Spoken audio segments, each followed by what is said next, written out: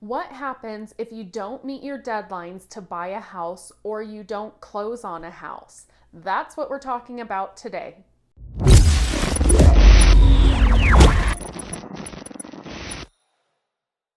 Hi, this is Melissa Ballman with Berkshire Hathaway and Utah Homes by Melissa. So today we are going to talk about whether you are a buyer or a seller in a transaction. What happens if you don't meet your deadlines of the contract to buy a house, or you just don't even close on the house and meet that deadline? So if you've watched any of my videos on this channel in my buyer series, you hear me and I practically beat a dead horse about shopping around for a lender.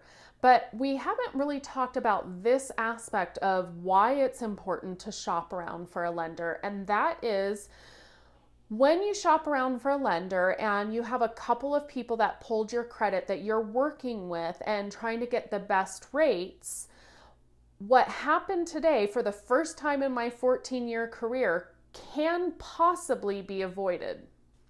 Okay, so stay tuned later in this video for that real life example that I'm going to give you about not meeting the deadlines of a transaction and the purchase contract.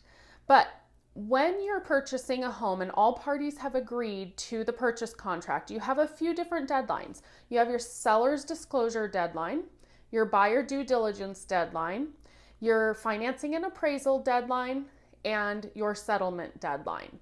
And when you don't meet those deadlines, you either need to have them extended, or if you just let them lapse and you don't say anything, let's say it's your due diligence deadline and you don't respond by that deadline, that means you're moving forward in the contract and you have no objections to your due diligence. And so your earnest money that you put down at the beginning of your contract, or as a seller that you accepted the earnest money amount at the beginning of the contract, now goes hard, is what we call it.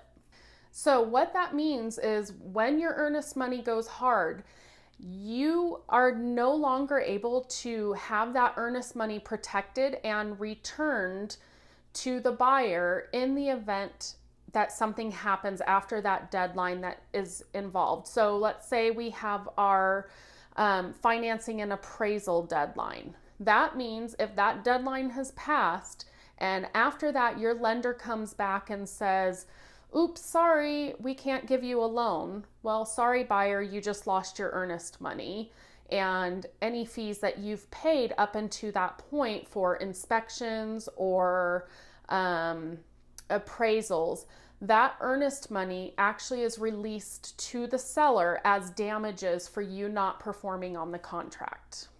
On the flip side, if you are the buyer and you get to the settlement deadline and the seller decides, oh my gosh, I love my house, I'm not gonna sell it, I just can't leave, there's too many memories here, and they don't sell the house to you and you're sitting at the table signing your papers, what happens? Well, your earnest money, whatever amount that is returned to you, and then the seller, as damages, you have the right to collect that amount of money. So let's say you put $5,000 down in earnest money, you get your $5,000 back, and Mr. and Mrs. Seller has to pay you $5,000 for damages out of their own pocket as well. Now, in 14 years, I've never had those examples ever happen.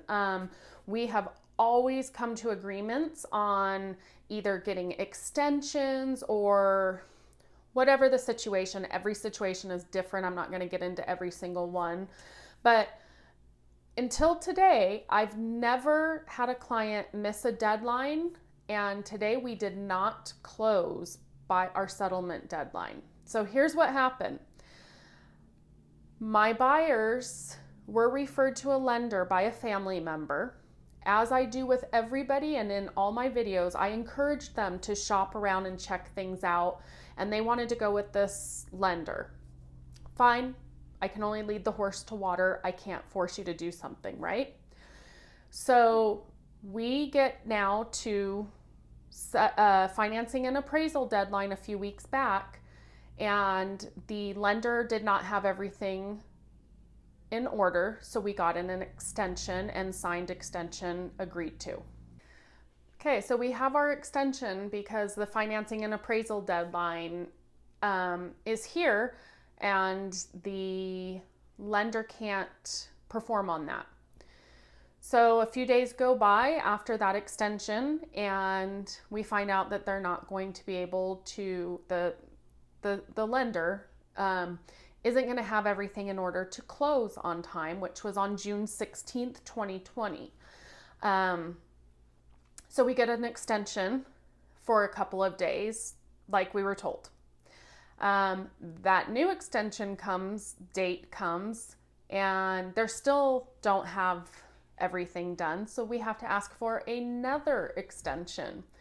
Well, today at 5 p.m., that extension expired, and we still have no signed extension from the seller, which they are legally not obligated to keep extending the deadline. At this point, we are 1 week past the original agreed upon date, and they don't have to keep accepting it. They can take the buyer's earnest money and put the house back up for sale. Now, obviously, that's probably not in their best interest, but that is their right as a seller.